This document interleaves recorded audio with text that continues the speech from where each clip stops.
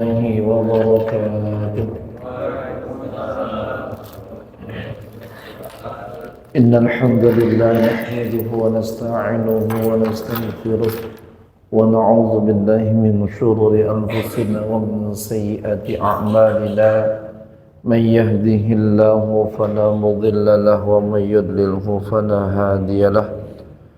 أشهد أن لا إله إلا الله وحده لا شريك له، وأشهد أن سيدنا ونبينا محمدا عبده ورسوله لا نبي بعده.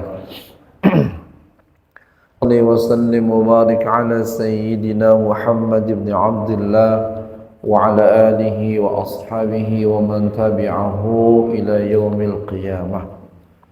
أما بعد، فقد قال الله تعالى في كتابه الكريم: أعوذ بالله من الشيطان الرجيم، بسم الله الرحمن الرحيم. يا أيها الذين آمنوا اتقوا الله حق تقاته ولا تموتن إلا وأنتم مسلمون. وقال النبي صلى الله عليه وسلم: فإن أصدق الحديث كتاب الله تعالى، وخير الحديث حديث محمد صلى الله عليه وسلم، وشر الأمور محدثاتها، وكل محدثة بدعة، وكل بدعة ضلالة، وكل ضلالة في النار. اللهم انفعنا بما علمتنا وعلمنا ما ينفعنا وزدنا علما وافتح علينا فتوح العارفين واجعلنا من عبادك الصالحين برحمتك يا الله يا أرحم الراحمين. Faya ma'asyiral muslimin rahimakumullah, para jamaah kaum muslimin yang semuanya kita dimuliakan oleh Allah Subhanahu wa taala.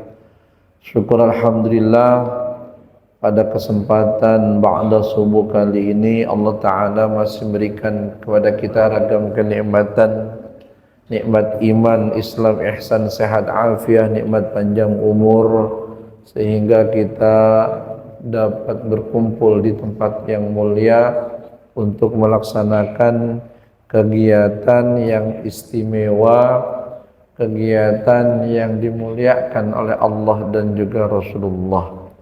Mudah-mudahan kegiatan ini Allah Ta'ala berikan kita istiqomah, Allah Ta'ala berikan kita barakah, Allah Ta'ala berikan kita maghfirah, dan Allah Ta'ala berikan kita harta yang berlimpah untuk dilaksanakan di jalan Allah Subhanahu wa Ta'ala.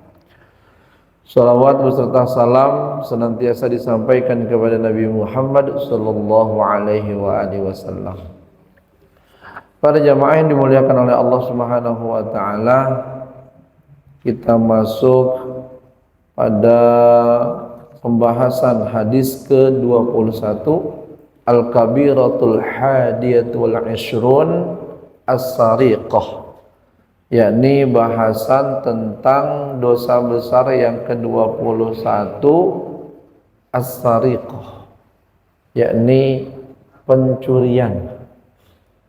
Para jamaah yang dimuliakan oleh Allah, jadi mencuri adalah bagian daripada dosa besar. Kalau misalkan kita lihat bab yang dahulu itu az-zulmu bi akhdi amwalin nas, yakni mengambil harta manusia bil batil, dengan cara batil. As-sariqah, pencurian, sama sebenarnya, sama, tapi dia punya sanksi yang berbeda dari Allah Subhanahu wa taala. Kalau yang lalu kita bahas bahwa wala ta'kulu amwalakum bainakum bil batil, kita tidak boleh memakan harta di antara kita dengan cara batil. Kita dahulu sampaikan memakan itu adalah bagian satu jenis saja. Substansinya, hakikatnya adalah dia mengambil harta milik orang lain secara batil Entah buat makan, entah buat jalan-jalan, umroh diantaranya, dan seterusnya. Itu zalim. Nah di sini Allah Ta'ala sampaikan as-sariqah, tentang pencurian. Kalau Allah Ta'ala berfirman dalam surat Al-Ma'idah ayat 38, was-sariqu was-sariqatu faqta'u aydiyahuma jazaa'an bima kasaba nakalam minallah wallahu azizun hakim. Kata Allah Subhanahu wa taala, was-sariqu was-sariqatu, pencuri laki-laki dan juga pencuri perempuan. Jadi Allah Ta'ala ingin menyampaikan ini kedua-duanya ada sanksi nih gitu. Kedua-duanya bakalan ada hukuman, baik dia laki-laki ataupun perempuan. Jadi Allah Ta'ala ingin menegaskan kalau masalah pencurian, mau laki-laki kek, mau perempuan kek, bakalan ada sanksi, bakalan ada hukuman. Satu. Yang kedua, menghilangkan image. Sebenarnya hukuman daripada pencurian itu sebelum datangnya Islam sudah dilaksanakan oleh orang-orang Quraisy. Maka di dalam kitab tafsir Ibnu Katsir, Al-Imam Ismail bin Katsir sampaikan, inna awwalaman qata'al aidi fil jahiliyah Quraisyun qata'u rajulan yuqalu lahu Duwaik maula li Bani Malih bin Amr bin Khuza'ah kana qad sariqa kanzal Ka'bah. Jadi kata Imam Ismail bin Katsir, yang pertama kali melakukan sanksi potong tangan itu orang-orang Quraisy. Artinya sebelum Islam datang dimunculkan oleh Nabi Muhammad SAW, sistem potong tangan ini sudah dilakukan kepada jamaah. Nah, dilakukannya kondisinya itu adalah laki-laki terus, perempuan abaikan, diabaikan. Karena perempuan di masa dahulu sebelum Nabi Muhammad mensyiarkan tentang Islam, perempuan itu tak bernilai, tak berharga. Saking tak bernilai dan tak berharganya, bahwa keberadaan dia sekalipun melakukan ketidakbaikan, abai, nggak dianggap. Itu para jemaah yang dimuliakan oleh Allah. Di mana letak bahwa perempuan itu dihinakan di masa jahiliyah dulu?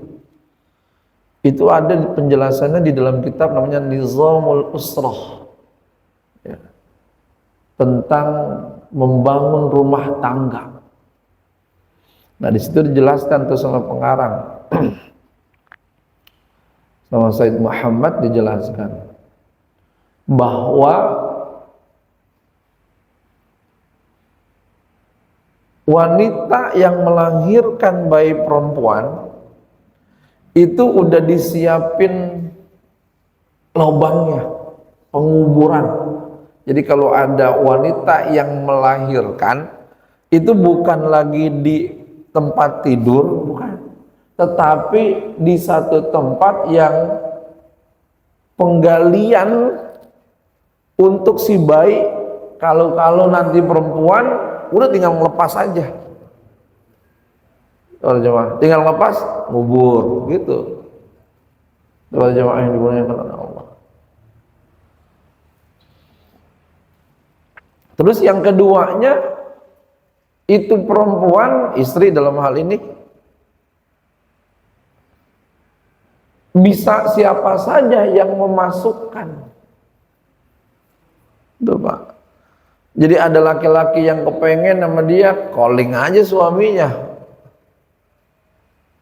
Bro, jangan lupa ya ntar malam ini sama bini ente. Gitu. Yang ketiganya,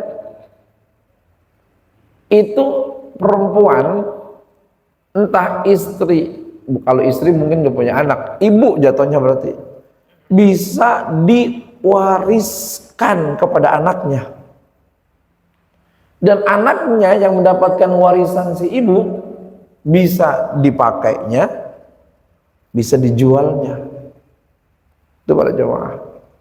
Nah ini seakan-akan Al-Quran menyampaikan wasariqu wasariqatu, mau pencurinya laki-laki kayak mau perempuan kayak. Para jemaah. Faqta'u aydiyahuma, kedua-duanya itu kalau melakukan kesalahan, potong tangannya.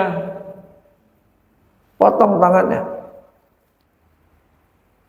Jazaa'an bima kasaba, balasan dari apa yang dia lakukan. Nakala minallah, sebagai sanksi dari Allah Subhanahu wa taala. Nah, para jamaah yang dimuliakan oleh Allah Subhanahu wa taala, ada pendapat lain bahwa yang pertama kali dilakukan atau melakukan atau terkena sanksi potong tangan itu sebelum Islam datang, namanya Al-Walid bin Al-Mughirah. Itu sebelum Islam datang. Kalau tadi Imam Ibnu Katsir di tafsirnya bilang Ad-Duwaik. Lalu kemudian pendapat lain di dalam kitab tafsirnya namanya Al-Walid bin Al-Mughirah. Setelah Islam datang dan hukum tersebut masih diberlakukan pada jamaah yang dimuliakan oleh Allah, yang pertama kali melakukan eksekusi itu Rasulullah. Lalu kemudian yang terkena adalah namanya Khiyar bin Adi bin Naufal bin Abdul Manaf. Terusnya yang perempuan yang kena kepotong itu Murrah binti Sufyan bin Abdul Asad bin Makhzum. Para jemaah yang dimuliakan oleh Allah. Artinya Islam itu melestarikan apa-apa saja yang baik dalam kehidupan bermasyarakat, yang ada maslahatnya. Jadi para jemaah yang dimuliakan oleh Allah Subhanahu wa taala, Islam datang bukan untuk menghancurkan seluruhnya, ya, tetapi dia melihat mana yang baik dipertahankan, mana yang kurang baik dirubah. Itu para jemaah yang dimuliakan oleh Allah Subhanahu wa taala. Sama halnya tentang tawaf, Pak. Kan kalau kita bicara tentang haji, itu sudah ada di masa Ibrahim. Lalu kemudian ke Nabi Muhammad, itu kan waktunya lama, Pak. Ketika waktunya lama, maka boleh jadi terdapat penyelewengan. Di antaranya adalah penyelewengan yang dilakukan oleh umat-umat Nabi Ibrahim dan terus sampai dengan Quraisy yang ada sebelum datang Nabi Muhammad. Dia itu tawafnya dalam kondisi tanpa sehelai benang pun. Jadi tawafnya sambil telanjang. Itu para jamaah. Nanti dibedain waktunya antara laki-laki sama perempuan. Itu para jamaah. Nah, umat Islam dahulu sempat bilang begini sama Nabi, Rasul, kita akan melakukan tawaf seperti itu ya, karena kondisinya nggak pantas kalau kita mengenakan pakaian yang boleh jadi kita gunakan untuk maksiat, lalu kita lakukan ibadah di masjid tersebut, di antaranya tawaf kita gunakan. Kata Rasulullah, nggak boleh. Tetap bisa dilakukan tawaf dengan menggunakan menutup aurat. Para jemaah yang dimuliakan oleh Allah Subhanahu wa taala. ayat ini kan menjelaskan kepada kita nih tentang keharaman dosa besar bagi pelaku pencurian. Nah, ulama menyampaikan bahwa yang dimaksud pencurian itu apa? Mengambil harta milik orang lain yang dilakukan secara tersembunyi, diam-diam, di tempat yang memang pantas tersimpan barang tersebut. Kepada jemaah. Jadi apa saja yang dicuri secara diam-diam dan itu dilakukan pada seseorang yang memang berada di tempat yang rahasia, diambil. Ini rahasia bisa jadi tempat para jamaah dan juga rahasia bisa jadi kondisi. Kasus korupsi, Pak, kasus korupsi itu kan bukannya dilakukan sama satu orang, tetapi dilakukan oleh beberapa orang. Tapi masih aja disebut diam-diam tuh, Pak. Karena apa? Karena antara satu dengan yang lainnya berpesan. Baik pesannya secara lisan, ya, atau tulisan, atau kondisional, gitu Pak. Misalkan untuk meloloskan satu barang misalkan, ya, ditelepon dah, nanti ada barang ini masuk ya, kondisinya begini, ente lewatin aja, nanti minta nomor rekening ya. Tuh Pak. Pak Ustadz, itu mah kan nggak sembunyi-sembunyi, itu kondisinya kan jelas-jelasan. Itu para jemaah yang dimuliakan oleh Allah Subhanahu wa taala. Itu yang dilakukan secara sembunyi-sembunyi sama orang yang awal tuh. Sama orang yang awal. Dia melakukan proses secara diam-diam, secara rahasia untuk meloloskan satu barang. Yang sebenarnya itu diambil dari bisa jadi negara, kas negara, keuntungan negara, dan seterusnya. Kepada jemaah yang dulu pernah saya sampaikan, yang dia kabur sampai keluar negeri, para jemaah, yang tentang masalah pajak, masuk tuh as-sariqu was-sariqatu. Itu pada jemaah. Jadi bukan hanya dia ngambil di laci, di bank, di ATM, bukan hanya begitu. Bukan hanya begitu. Nah, para jamaah yang dimuliakan oleh Allah Subhanahu wa taala, lalu apakah seluruh jenis pencurian itu akan diberikan sanksi potong tangan? Kepada jamaah, ini ngomong Islam dulu dah, karena kalau ngomong Indonesia udah pakai hukum positif Pak, pakai hukum positif.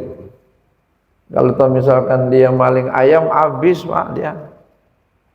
Tuh, ada kalanya sanksinya oleh masyarakat ataupun kepolisian. Tapi kalau misalkan dia rada gede-gedean, biasanya ada proses. Proses tersebut ada kalanya sandiwara, ada kalanya beneran.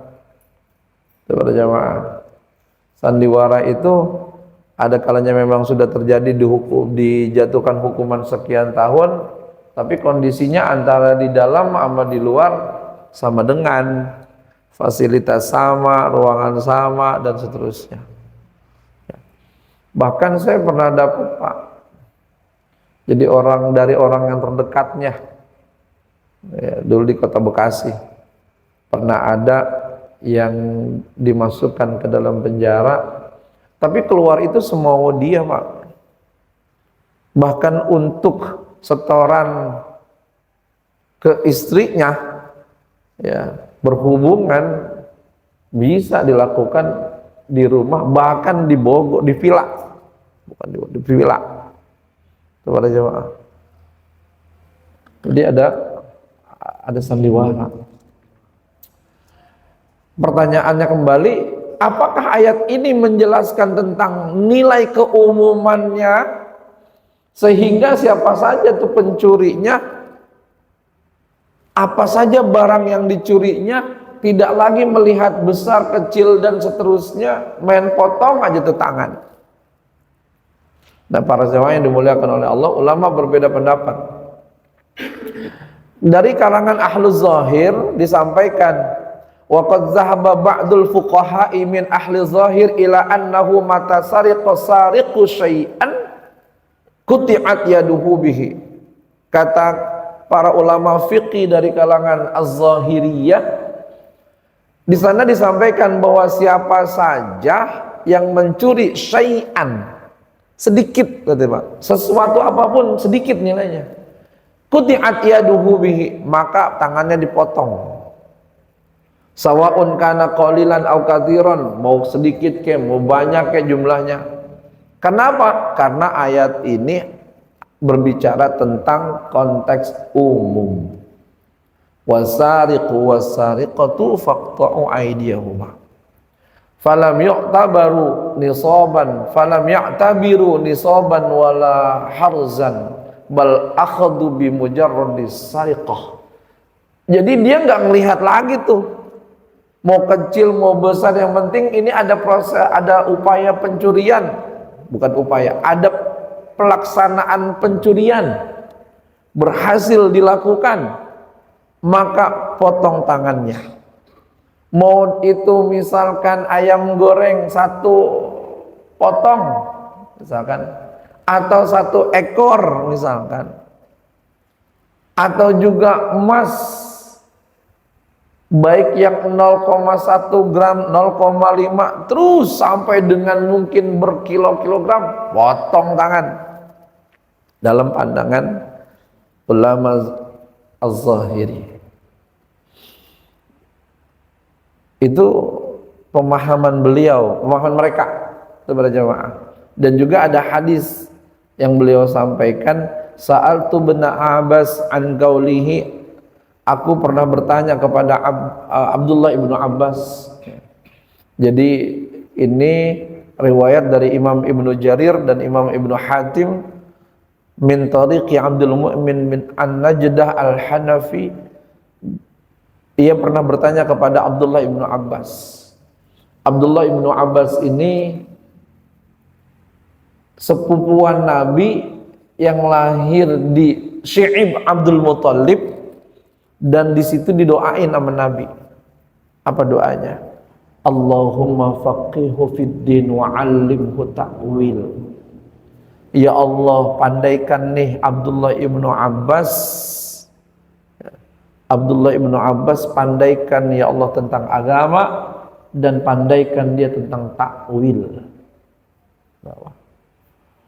Ini pada jamaah yang dimuliakan oleh Allah, kita kalau ketemu sama anak kecil minimal banget barakallahu fik, barakallahu fik, semoga Allah Ta'ala memberikan barokah kepada engkau. Itu minimal doanya tuh Pak, minimal doanya. Tapi kalau mau maksimal bisa dengan doa yang Rasul sampaikan kepada Abdullah ibnu Abbas, atau juga doa yang Rasul sampaikan kepada Anas bin Malik ketika dia main ke rumah Nabi. Kalau doanya ke Anas bin Malik itu, Allahumma barik li Anas fi amwalihi wa auladihi. Ya Allah, berikan keberkahan kepada Anas, berkah harta, berkah keturunan. Itu saat usia Anas kurang lebih 10 tahun. Coba. Makanya Anas anaknya sampai dengan 125 anak. Itu dijelaskan dalam kitab Dalilul Falihin ala Syarhi Riyadhus Shalihin. Dan dalam kitab Rijalul Hadis lah bisa dicari. 125 anak, Pak. Nah, itu di situ nggak dijelasin dari beberapa istri, Pak. Saya sempat tanya sama guru saya, para jamaah nih, nanti saya mengundang ya, nanti di bulan Desember saya mau ngundang, Pak. Guru saya asli Indonesia, cuma sekarang menjadi Dewan Fatwa di Malaysia, di negeri Sabah.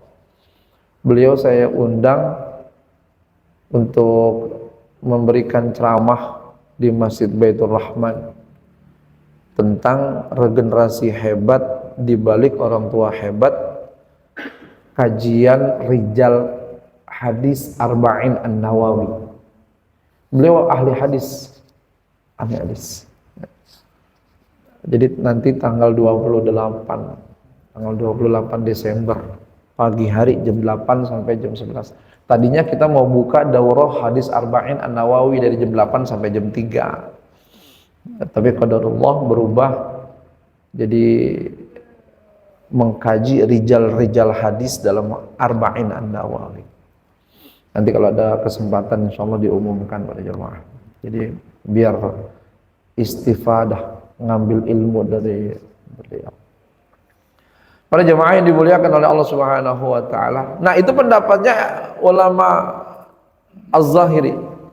Lalu kemudian pendapat Imam Malik bin Anas. Beliau sampaikan gini para jemaah. Wa ammal jumhuru fa'tabarun nisaba fis sariqah. Tadi kan ulama Az-Zahiri menyampaikan udah agak ada nisab, ini mah enggak ada nisab, enggak ada besarannya, enggak ada. Yang dia mau curi tadi tuh sepotong, seekor, 2 ekor, 3 ekor sama potong tangan. Yang mau dia curi 0,1 gram, 0,5, 0, segala macam sampai kilogram potong tangan. Nggak ada batasan, nggak ada. Nah, kalau mayoritas ulama ada batasannya. Walaupun di antara para ulama mazhab batasannya berbeda-beda. Misalkan fa'indal Imam Malik bin Anas rahimahullahu taala an-nisab 3 darahim matrubah khalisatan. Nisabnya itu adalah salah satu darahima, 3 dirham perak pada jemaah. Itu pada jemaah. Famata sariqaha aw ma yablughu tamanaha fama fawqaha wajabal qata'. Kalau dia mencuri minimal segitu aja, 3 dirham, maka wajib potong tangan. 3 dirham. Tinggal 1 dirham kepada jamaah kira-kira berapa gram peraknya, kemudian perak dikonversikan di kita misalkan berapa rupiah gitu Pak. Ya. Nah itu tinggal dikalikan. Itu pendapatnya Imam Malik bin Anas. Lalu kemudian pendapatnya Imam Syafi'i sampaikan, wa dhahaba Syafi'i rahimahullah taala ila anal i'tibar fi qat'i yadis sariq bi rib'i dinarin wa aw ma yusawihi minal azman awal arud fasa'idan. Itu rubu' 1/4 dinar. Dinar itu berarti emas. Kepada jamaah yang dimuliakan oleh Allah, 1/4 dinar. Nah, para jamaah yang dimuliakan oleh Allah, ini kan kaitannya dengan nilai mata uang ya. Nilai mata uang, ada yang mata uang perak, ada yang dirham, ada yang dinar. Lalu ulama di antaranya Ustadz Ahmad Sarawat ya.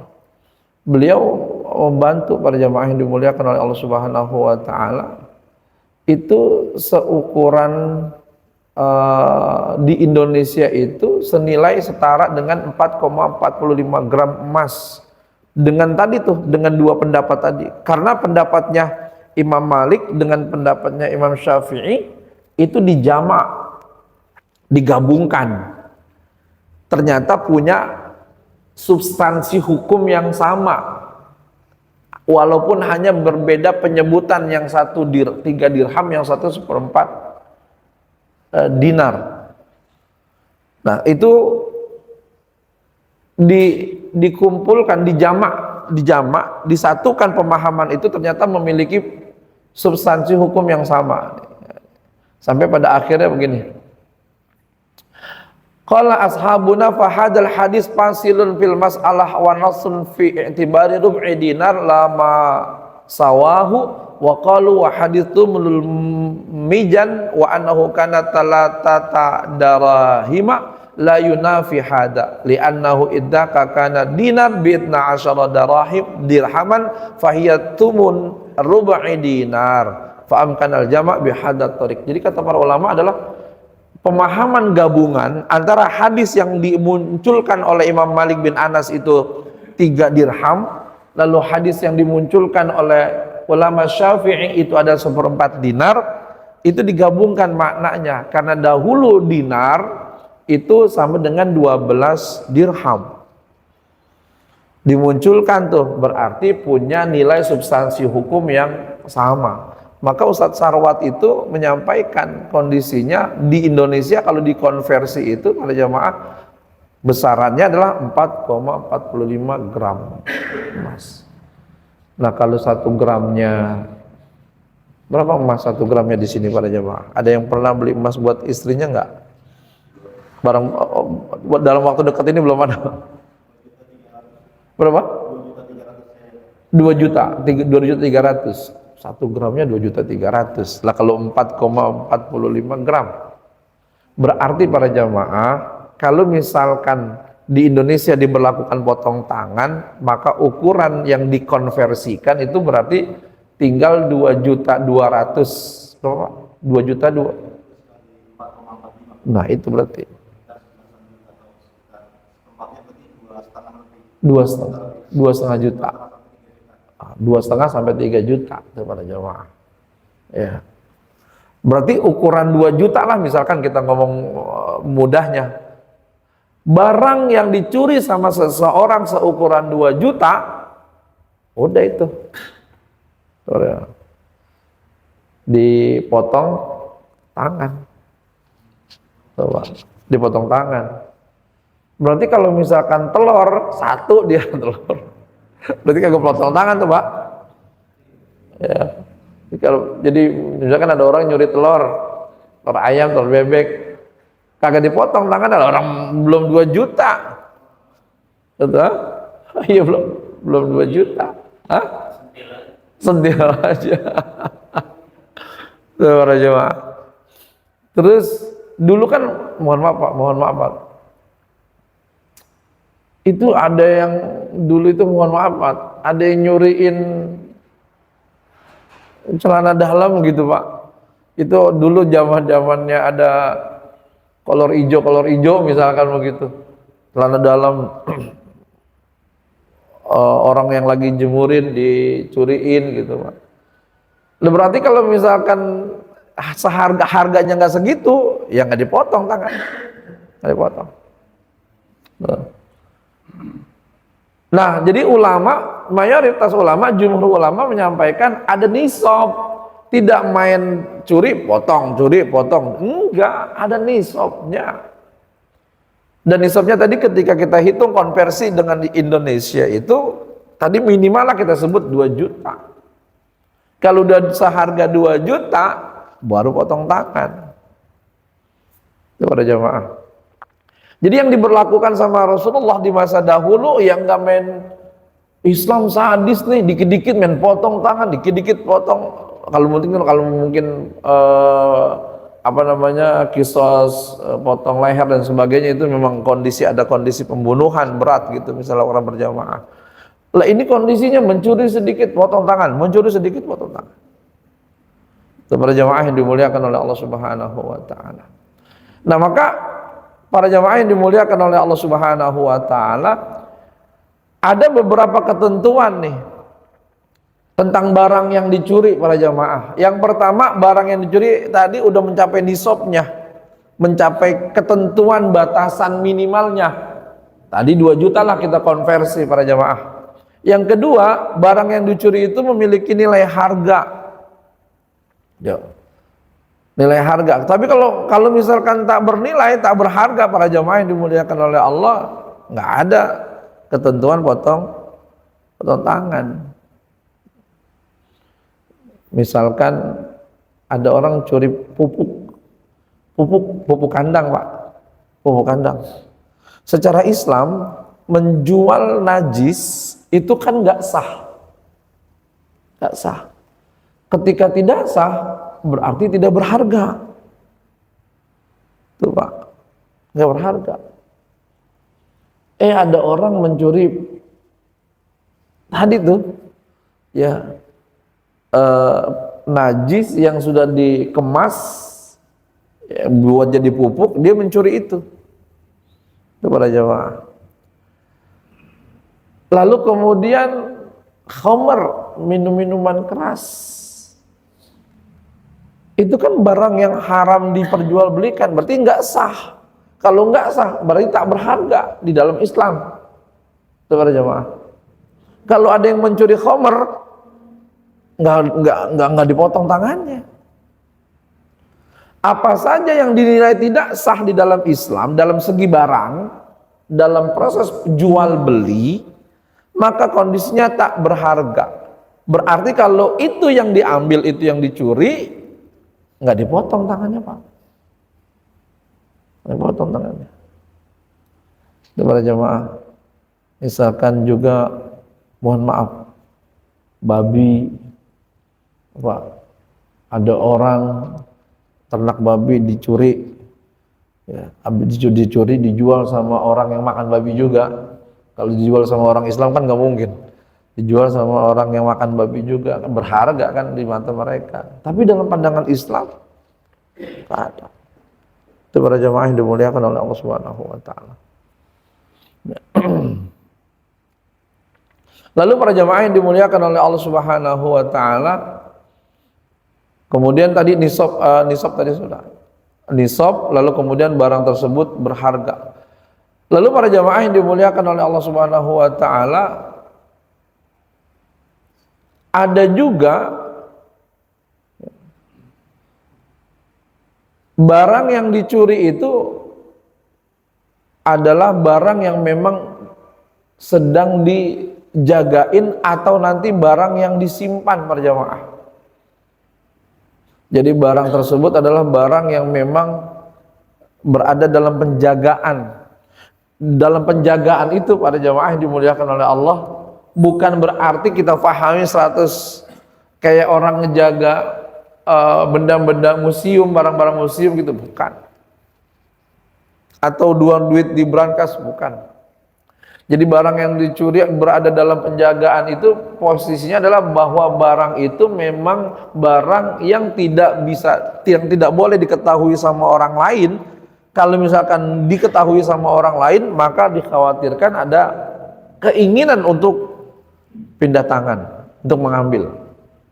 Kepada jamaah. Ya.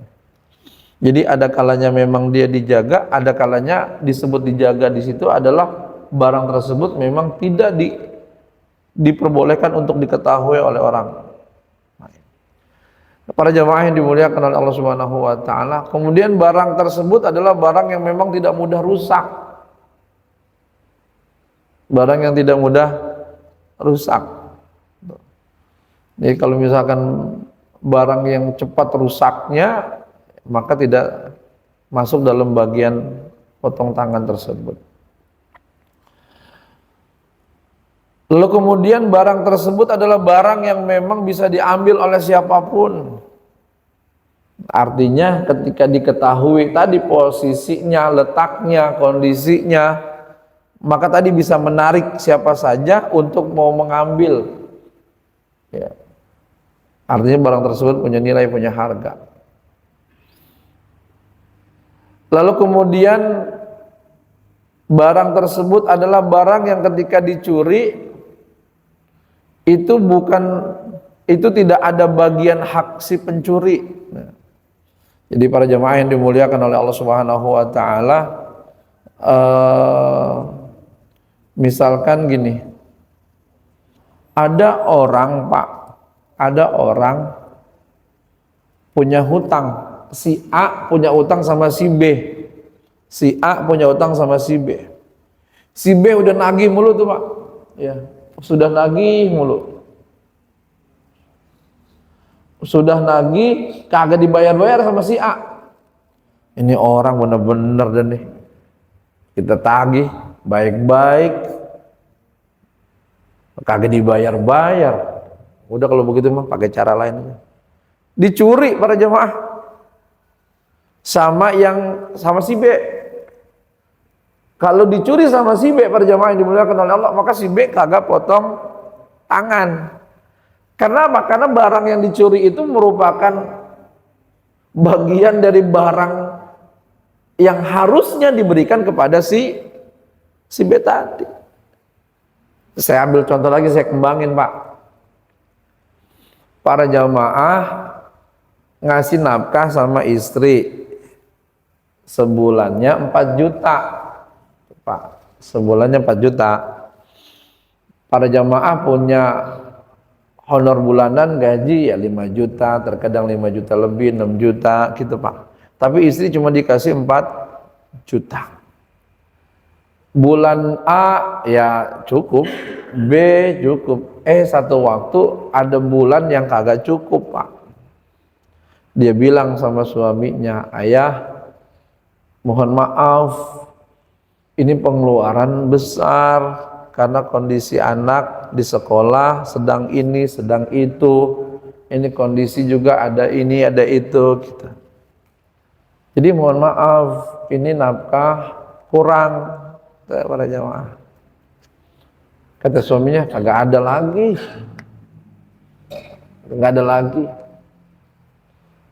Sehari 2 hari istri ngeliat Pak, mungkin mau dicuci kali itu celananya.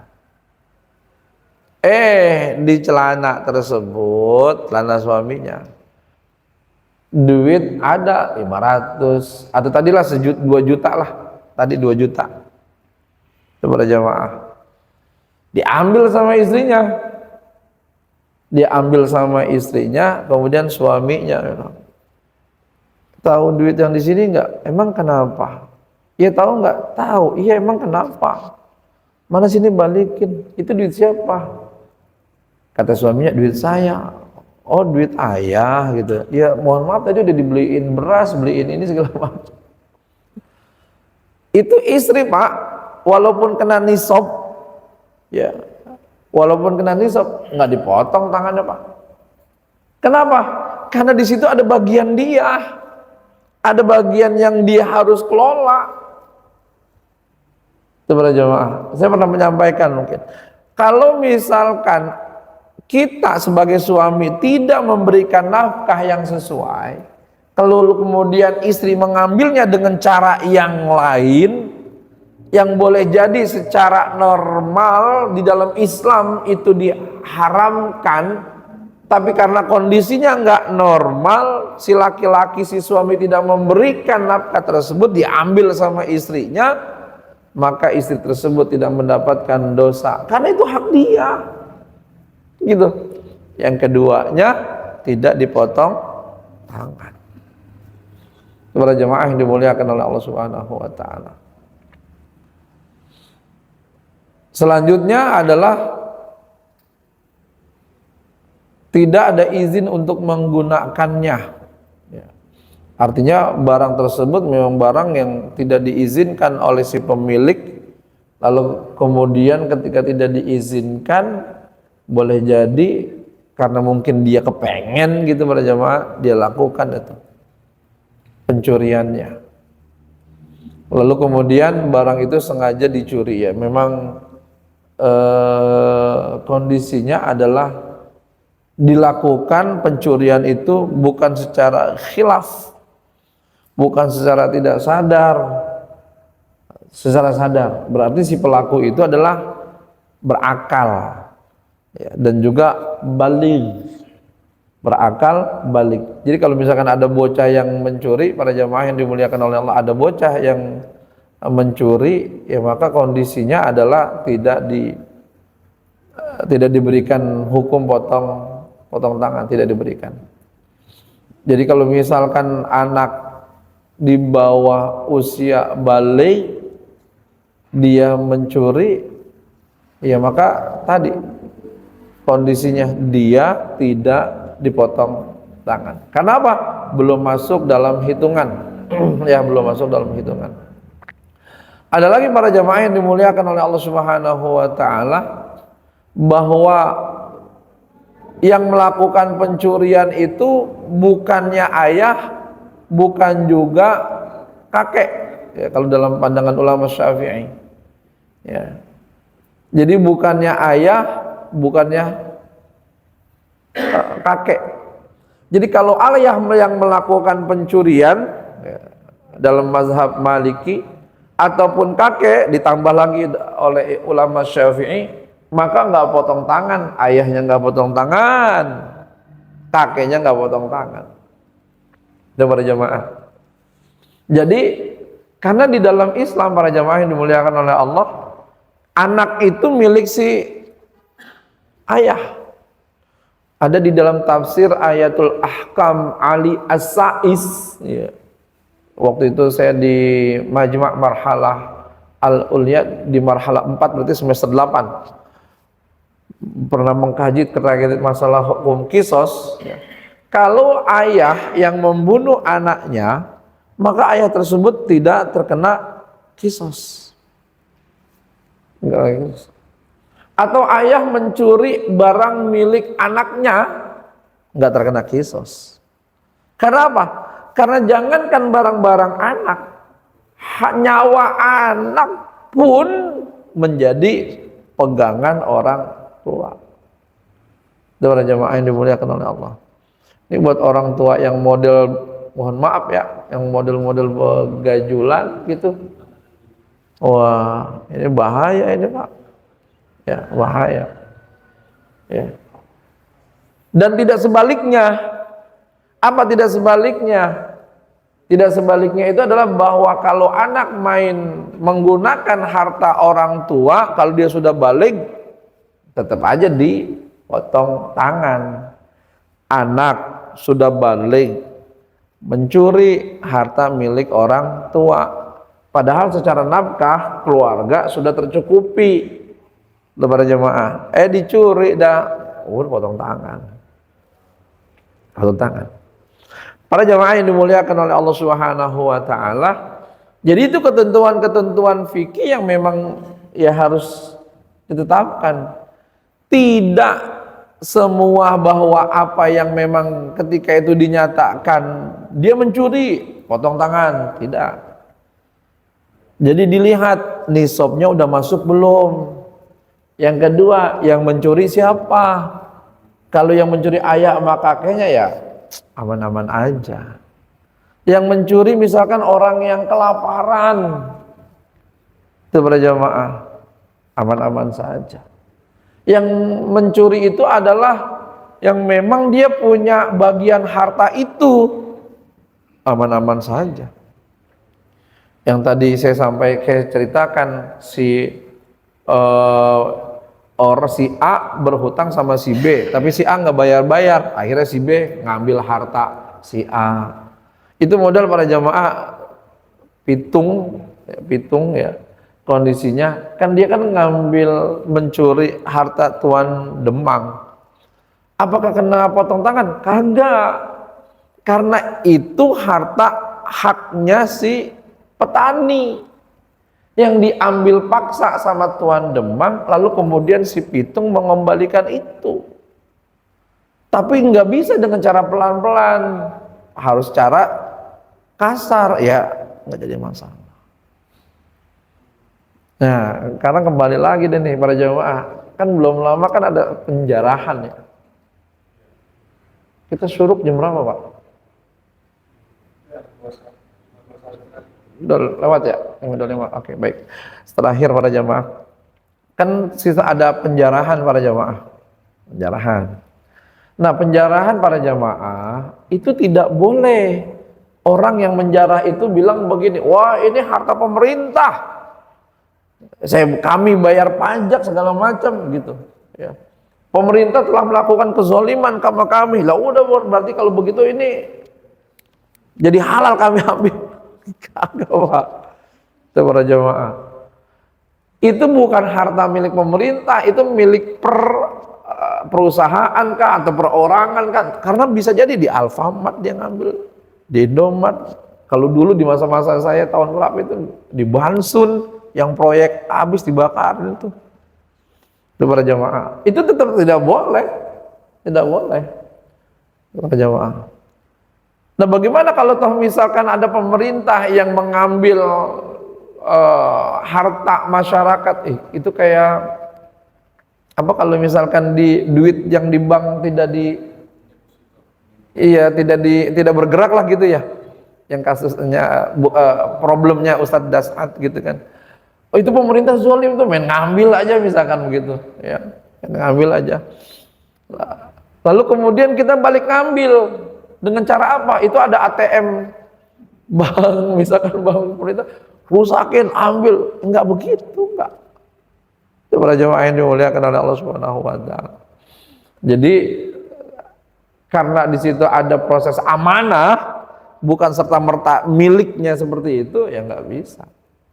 Jadi orang yang mengambil apapun, entah itu di jalan raya dan sebagainya, wah ini punya pemerintah, pemerintah zalim sama, udah boleh ngambil. Ada apa tuh misalkan, entah itu lampu merah, lampunya diambilin sama dia misalkan. Dan satu entah tiangnya, besinya diambilin sama dia. Nah kondisi itu para jamaah yang dimuliakan oleh Allah. Jadi kembali lagi ayat ini ya 38 Al-Maidah ini menyampaikan kepada kita bahwa tegasnya Islam untuk sebuah proses kezaliman sampai kepada potong tangan. Para jamaah, ada perbedaan ya antara bab wudu dengan bab potong tangan, dengan bab hudud namanya. Kalau misalkan wudu itu tangan menyentuhnya sampai sikut lebih. Kalau misalkan bab hudud, had ini itu segini pergelangan Pak. Mencuri pertama, nih tangannya hilang segini. Mencuri kedua, kaki kirinya Pak, kaki kiri yang dipotong. Mencuri ketiga, masuk penjara gitu. Jadi enggak semua, ini berapa kali mencuri, wah itu pertama kali udah, berarti ini yang kedua potong kakinya, ketiga besok potong tangan kiri, enggak. Jadi masuk penjara, lalu kemudian diberikan nasihat. Para jemaah yang dimuliakan oleh Allah Subhanahu wa taala, insyaallah kita lanjutkan untuk membaca hadis-hadis yang memperkuat apa yang kita jelaskan. Jadi secara hukum fikih sudah disampaikan kaitannya dengan pencurian. Insyaallah pertemuan yang akan datang kita akan membahas, hanya memperkuat saja, boleh jadi lebih cepat ya, seperti hadis-hadis Rasulullah SAW yang memperkuat ayat tersebut ya. Saya kira demikian para jemaah yang dimuliakan oleh Allah Subhanahu wa taala kaitannya dengan bab as-sariqah atau pencurian. Mudah-mudahan Allah Subhanahu wa taala menjaga kita dari hal-hal kejahatan masyarakat di sekitar. Terlebih lagi sekarang lagi marak ya, bahkan di Jalan Baru itu beberapa kejadian ya. Belum lama itu ada yang pulang membawa uang, informasinya membawa 450 juta, lalu kemudian tidak berhasil, dan itu siang hari para jemaah ya, di waktu siang lah, siang hari ya, itu di Jalan Baru, na'udzubillah. Dan ini menjadi bagian penting buat kita bahwa Islam itu sebenarnya adalah menjaga keamanan dan kenyamanan, walaupun dengan cara yang boleh jadi dipahami kejam, padahal wa fil qisasi hayatun, pada setiap kegiatan hukuman yang diberikan sama Islam itu ada sisi hayatun, kehidupan, sisi pengamanan untuk orang-orang setelahnya. Saya kira itu saja mungkin yang dapat disampaikan pada jemaah yang dimuliakan oleh Allah Subhanahu wa taala. Sebelum ditutup dengan tasbihul kifarah, ada yang ingin ditanyakan? Enggak. Hukum untuk yang pertama, hukum untuk koruptor. Apakah ini hukum atau apa? Yang kedua ilustrasi yang Ustaz sampaikan, kalau anak mencuri maka nggak dipotong tangan. Tapi Kalau anak tetap potong tangan. Kalau ayah sama kakek nggak potong tangan. maksudnya gini Ustaz, anak-anak bukan anak. Oh, anak-anak. Oh, iya. Mencuri nggak dipotong tangan karena Oke. pernah dibalik. Betul. Tapi saya berpikir ini, kalau di Bali itu ada monyet yang disuruh untuk mencuri, Iya. ada tuannya tuh Ustaz. Hmm. Nah kalau ini anak-anak ini disuruh mencuri oleh orang dewasa, Oke. yang dihukum anak-anak yang dihukum karena belum makin balik. Betul. Apakah orang dewasa yang menyuruhnya ini Aduh. terkena hak potong tangan? Iya, oke, baik. Yang pertama kaitannya dengan pencuri, koruptor, para jemaah yang dimuliakan oleh Allah. Koruptor itu masuk dalam kategori pencuri. Pencuri, Pak. Ya, kalau bab umumnya adalah akhdul mal bil batil, mengambil harta secara batil. Istilah khususnya dia mencuri. Koruptor itu mencuri. Ya, tadi walaupun dia sebenarnya boleh jadi tidak tersembunyi, Pak. Tidak tersembunyi. Kenapa nggak tersembunyi? Karena kondisinya ya, bukan hanya dia yang melakukan. 1, 2, 3, 4, 5, 6 berapa orang lah misalkan gitu. Atau tidak dilakukan secara diam-diam. Ada yang membawa, pejabatnya yang membawa lalu menyerahkan kepada ketuanya. Ini saya serahin ya, sekian gitu.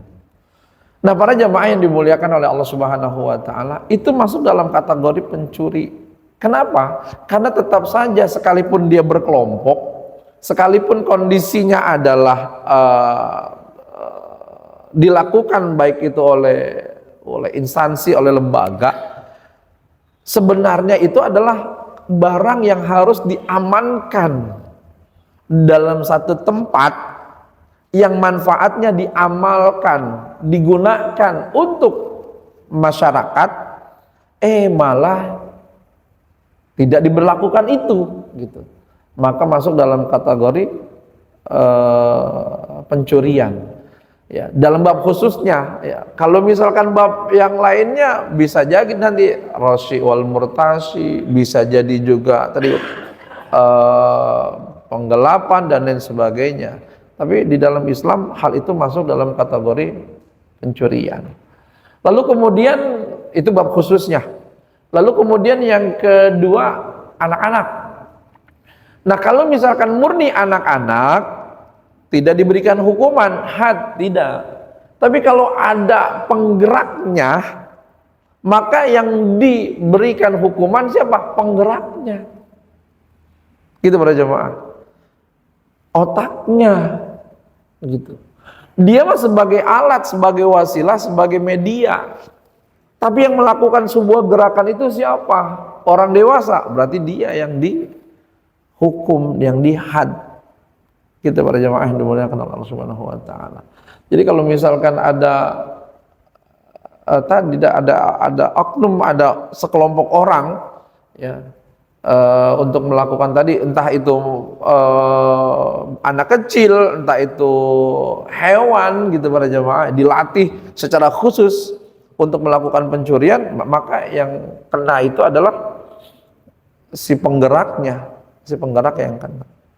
Gitu. Jadi di dalam Islam siapa yang melakukan penggerakan itu, maka dialah yang terkena, gitu para jemaah, yang menggerakkan.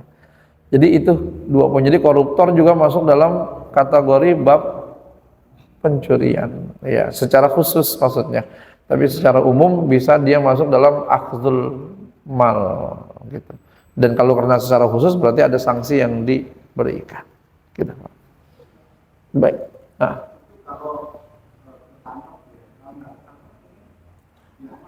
Aman. Lalu begini misalkan gini, Pak.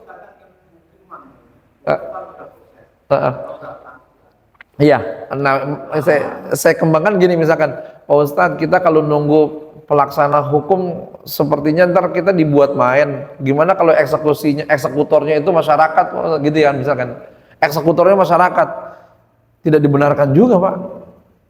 Di dalam Islam yang melakukan proses itu bukannya masyarakat umum, tapi melalui proses pengadilan, ketetapan qadhi, lalu kemudian ada eksekutornya. Enggak semua orang bisa melakukan entah itu potong tangan, belas segala macam. Enggak, ada proses ketentuan dahulu. Nah, para jamaah misalkan mohon maaf banget bisa memergoki pencuri motor karena udah informasinya entah begal dan sebagainya gitu, pencuri motor, para jamaah yang dimuliakan oleh Allah. Ya. Maka para jamaah menghakimi itu. Udah ini kalau diserahin ke polisi segala macam, ya kelamaan itu. Udah efek jerah aja langsung misalkan dibejek sama kita bareng-bareng gitu. Lah kita termasuk dalam kategori pelanggaran juga Pak, kezaliman juga kita. Itu para jamaah. Karena tidak boleh setiap orang memberlakukan sebuah hukum ya ketika di situ ada qadhi, ketika itu sudah ada hakim, ada aturan yang diberlakukan, nggak bisa. Gitu. Jadi para jamaah masuk dalam kategori ya, kezaliman juga. Kezaliman apa? Menyakiti manusia. Jangan ya, jangan. Jadi nggak boleh hukum masyarakat itu berlaku begitu saja, tidak boleh gitu ya. Jadi main pukul-pukul aja begitu, jangan. Ya, tidak dibenarkan. Apapun jenis efek jerah pokoknya, efek jerah pokoknya biar dia tahu rasa di sini nih ada jagoan semua misalkan, jangan bisa. Harus diberikan hukum. Para jamaah yang dimuliakan oleh Allah Subhanahu wa taala, saya kira demikian yang dapat disampaikan. Mudah-mudahan ada manfaatnya dan kita tutup bersama dengan membaca tasbihul kifarah. Subhanakallahumma wa bihamdika asyhadu an la ilaha illa anta astaghfiruka wa atubu ilaik. Assalamualaikum warahmatullahi wabarakatuh.